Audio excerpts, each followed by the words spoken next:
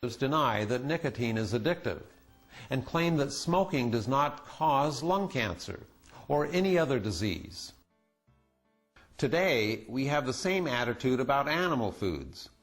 Like the tobacco industry, the animal food industries have all had advertisements taken off under court order because they were caught lying. And like tobacco executives, meat, dairy, and egg executives will swear that animal foods have nothing to do with heart disease, cancer, or any other disease, despite the medical evidence to the contrary. What smoking does for your lungs, cholesterol does for your arteries, and the damage is even more lethal. What the animal food industries are doing for American health today is precisely what the tobacco industry did for our health just a few decades ago, only worse. By subsidizing the animal food industries, the government promotes an eating habit that's the biggest killer in America today. Like the tobacco industry, animal food industries publish phony studies, deny there are any risks involved in eating their products, and fight tooth and nail for every subsidy they can get. Like the tobacco industry, the animal food industries collect billions in subsidies and pocket billions in profits, and the public gets stiffed with higher taxes, disease, disabilities, and premature death. And we pay billions more for health care to treat problems caused by the foods these industries and the government promote.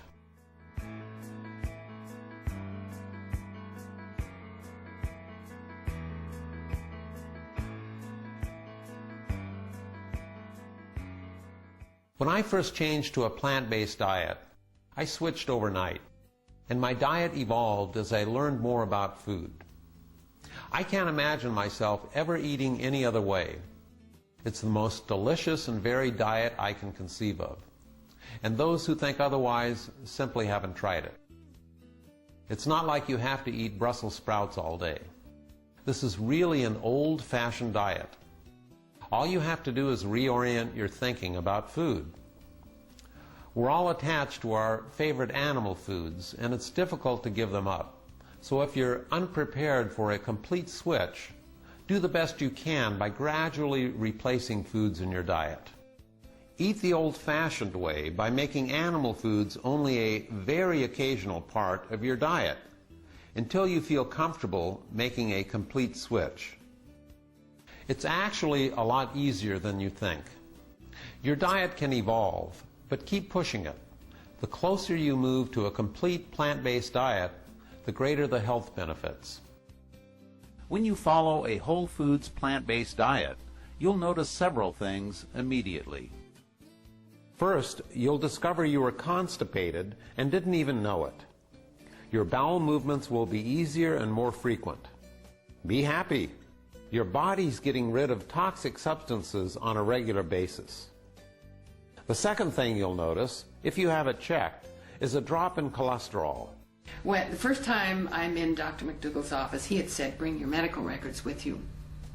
He's looking through everything and he said, I said, what? He said, your cholesterol is high, 236. You know, at that level, you are at as great a risk of having a heart attack and dying of heart disease as you are the breast cancer. Dr. McDougall said, change your diet and it'll take care of the cholesterol as well.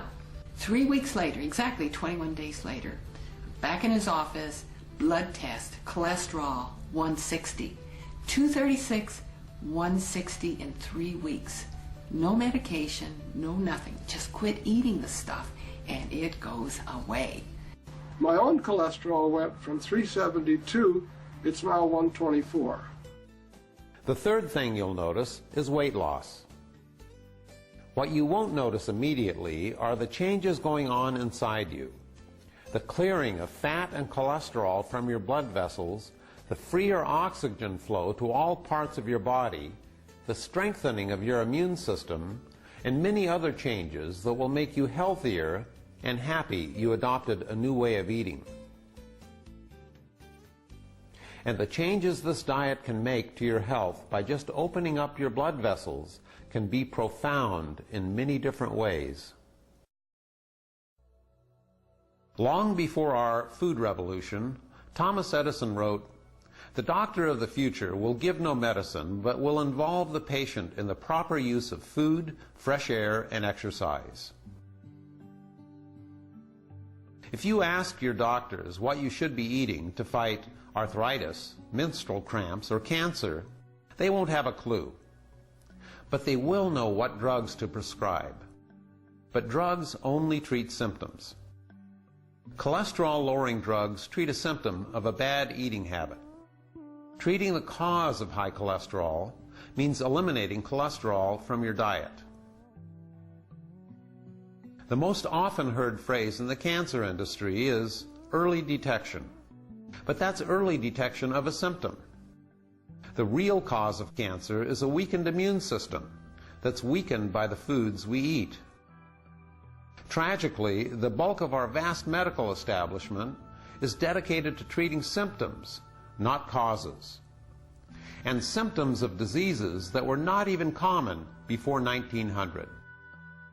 The mutilating surgeries, the billions of dollars spent on drugs, are for the most part treating symptoms of a lousy diet.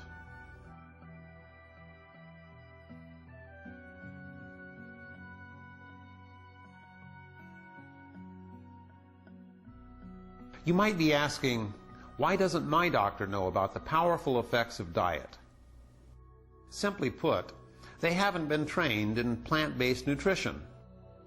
We are not educated, we are not trained, and we are not in any way supported to work with our patient population in terms of education, disease prevention, and wellness. We are trained to focus on fixing the problem after it occurs, not preventing the problem, and that's true of all of medicine these days.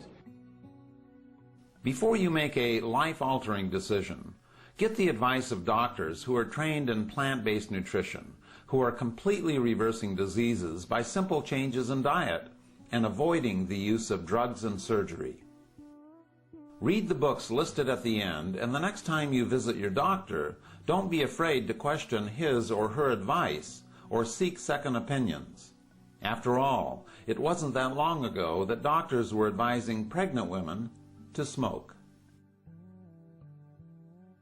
The human body is a miracle, and it's constantly trying to heal itself from the wounds inflicted on it by an animal-based eating habit. In fact, the whole point of the rave diet is to go back to the fundamental foods our bodies evolved with in order to give our bodies a chance to heal themselves. Because the best doctor on the planet is still right inside all of us.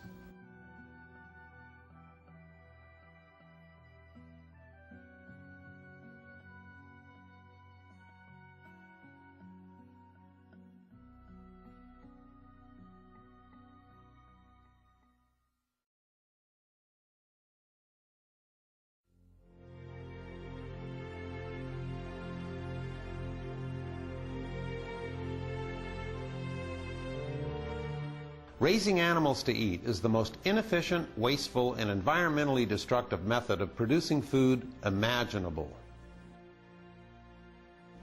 This may surprise you, but we grow far more food to feed the animals we eat than we grow to feed ourselves. Farm animals consume 80% of American corn, 80% of American grain, and over 95% of American oats.